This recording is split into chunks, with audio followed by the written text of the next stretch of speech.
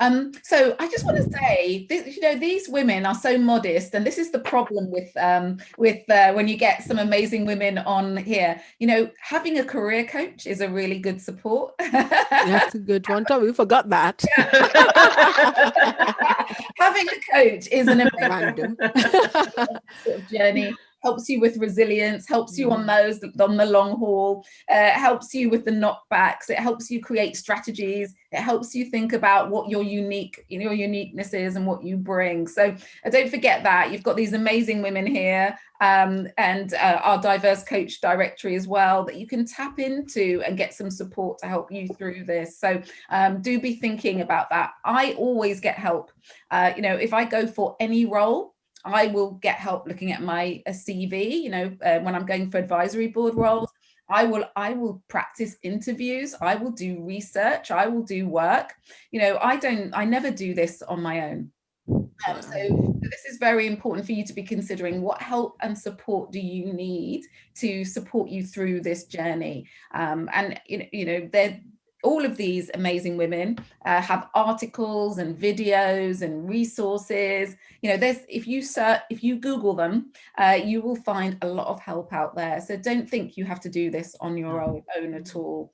So what advice would you give for someone who's been in transition for almost 2 years due to education, a bit of travel, and exploring new career opportunities, all of which take time? How do you address this in your CV? So when you've got that gap because you've been living life and doing some great things. Any thoughts there? I know, Janice, you know a bit about CVs. I know you do, but I just wonder, when you've got a gap in your CV, what do you do? Well, I'm not sure you necessarily need to treat it as a gap, actually. I think you perhaps take ownership of it. And if you've done some traveling and what you've gained in that time when you've been traveling, or if you've done some actual training perhaps in that time, then I would just address it, actually. And you can give it a label and put it in with your CV. I think it can add a bit of interest and colour to a CV, actually, and something that a recruiter or an interviewer might want to sort of talk to you more about, actually, because the CV at the end of the day is about getting your foot in the door, no more, no less. So yeah, that would be, I wouldn't try and hide a gap necessarily. I just think you take ownership of it and explain it and put in a good story around it, actually. Thank you. And I would say back in the day, probably when I was starting out, having gaps in your CV, that was a no-no. Whereas now people are more understanding. People do take career breaks, people do go off and travel. So I would agree with Janice. If you think about the skills that you will have gained whilst you're traveling, studying, and things like that, you can show that on your CV in that period. Yeah. Anything else to add to that, Obi? No, I think that's exactly it. I think it's like what you guys said, especially traveling, because I'm a traveler. It's all about trying to figure out how can I bring all the things that made me while I was doing all the travel, the things I saw that I wouldn't have seen if I was in a job, and how do I intend to translate that into a everyday. What can I teach other people about what I learned? I think that's a good way to look at it. I don't think that people are punitive for having gaps, provided the gaps make sense, or you can discuss the gap. Because that's what they're going to ask. Why the gap? And you have to just be able to convey what that gap meant to you, actually. I love that, what that gap meant to you. I love that. Yeah.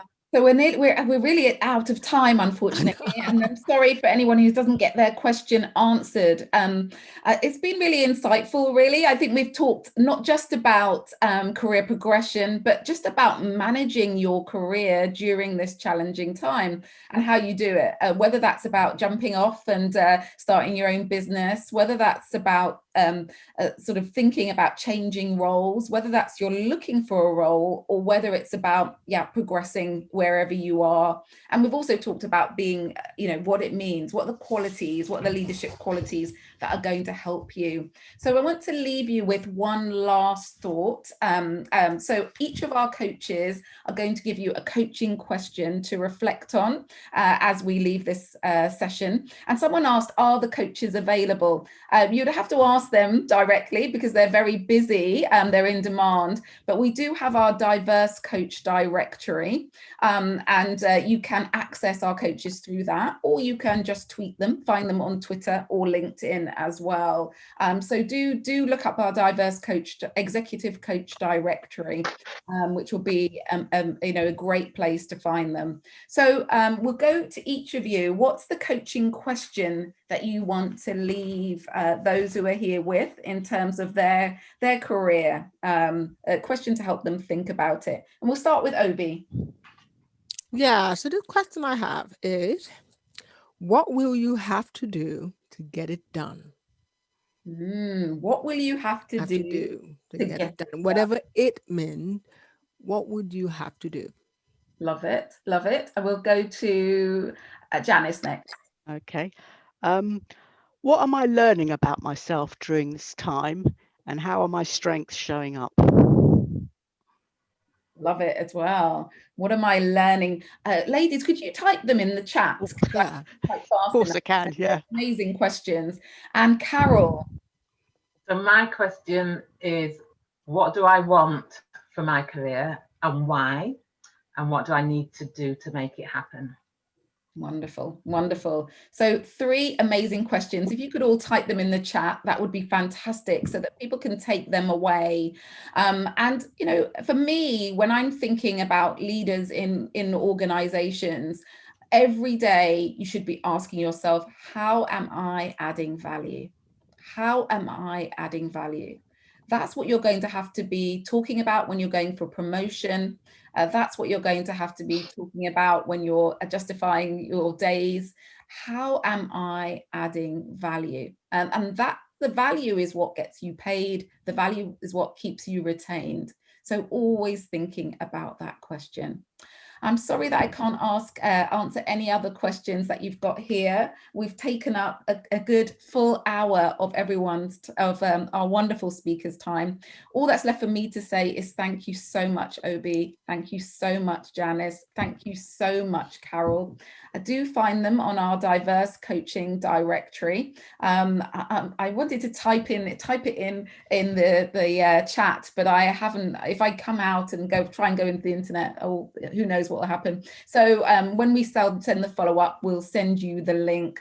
But thank you very, very much. I don't know if you want to turn on your cameras and just say thank you to them for all of their wisdom and all of their sharing. It's great to see you all. Really appreciate it on a Thursday evening, you giving us an hour.